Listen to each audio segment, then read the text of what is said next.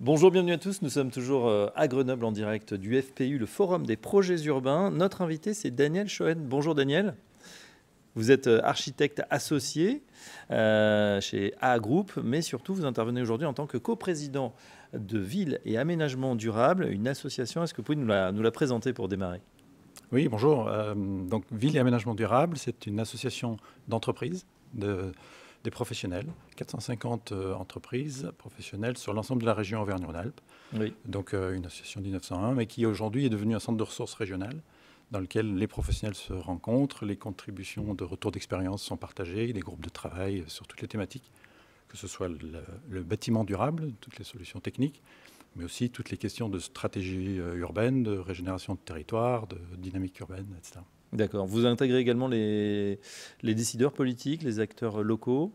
Tout à fait. Alors, c'est une des particularités aussi de VAD, c'est que nous ne sommes pas un syndicat de professionnels de tel ou tel métier, mais au contraire, c'est tous les acteurs.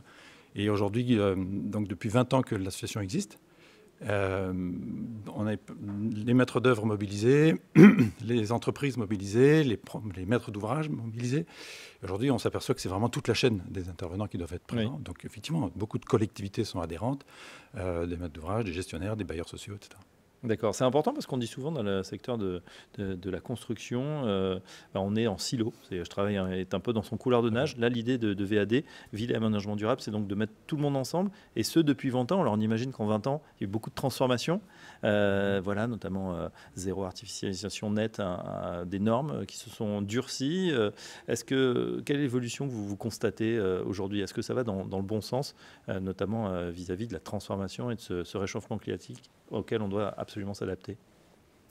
Alors ça va dans le bon sens. Je l'entendais tout à l'heure sur une présentation. On dit aujourd'hui on ne peut que être exemplaire du point de vue environnemental sur un bâtiment. Oui.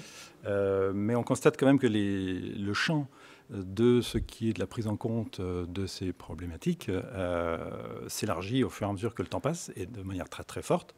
Donc après une période où on a parlé énergie, maintenant on a une grosse période où on a parlé carbone, tout le monde parle décarbonation. En réalité, les 6 limites planétaires qui sont aujourd'hui dépassées concernent en particulier tout ce qui va être les systèmes vivants.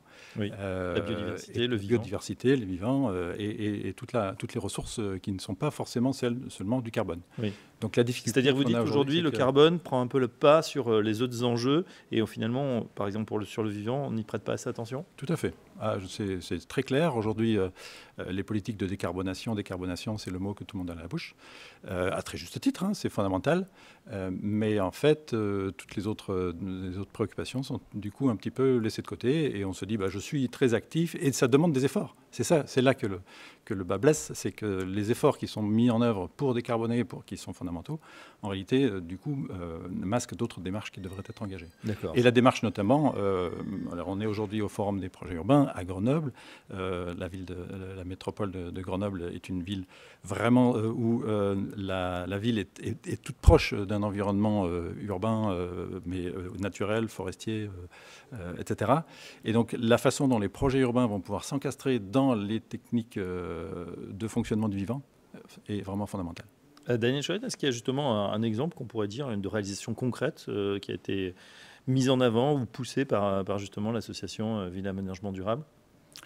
Alors aujourd'hui, l'association, par exemple cette année, on a voulu réorienter notre action sous forme de festivals, avec l'idée que c'est une bascule culturelle, c'est une nouvelle façon de parler aussi des projets qu'il faut évoquer. Et on a fait, suite à un appel à manifestation d'intérêt, notre parcours de l'année sur 3 étapes. La ville de Morancé, dans le Beaujolais, à côté de Lyon, la ville d'Annecy, où on va rendez-vous le 18 octobre pour un autre sujet, et puis la ville de Tournon, qui, dans le cadre de leur réflexion, en fait, nous ont signalé leur intérêt, et l'association met à disposition un travail préparatoire qui est fait avec les professionnels qui viennent sur place, et du coup, on passe une journée de 3 jours, il y a des ateliers préalables avec les habitants, etc., qui permettent de répondre à ces secteurs-là. Donc pour Annecy, par exemple, on est sur le quartier quartier des Trois Fontaines, où le 18 octobre, il y aura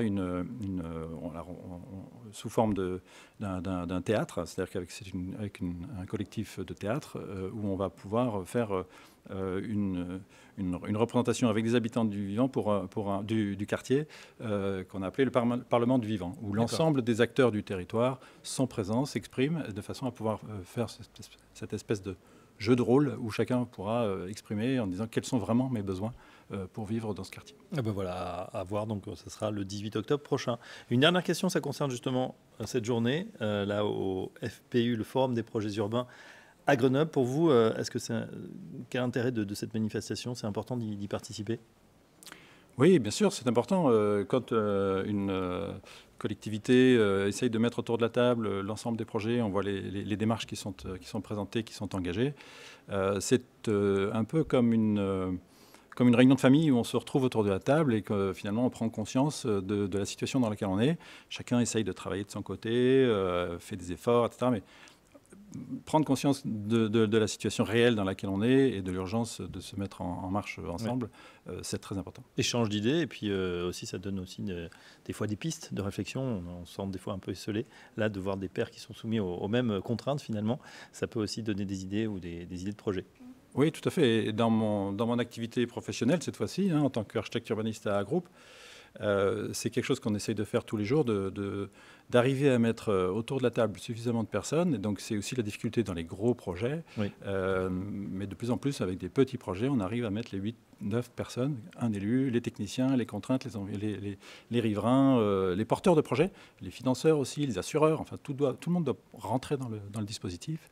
Et là, quand on arrive à vraiment échanger, parler de A à Z de toutes les questions, on y arrive. Ouais, travail de longue haleine en tout cas, mais c'est vrai que c'est nécessaire de discuter ensemble. C'est comme ça qu'on fait avancer les projets, et dans le respect, on l'espère, des autres limites planétaires. En tout cas, c'est ce que vous appelez de vos voeux. Merci Daniel Schoen. Je rappelle que vous êtes architecte urbaniste donc, chez A Group, et surtout président de l'association, coprésident de l'association Ville et Aménagement Durable. À très bientôt sur l'antenne du Forum des projets urbains. Merci.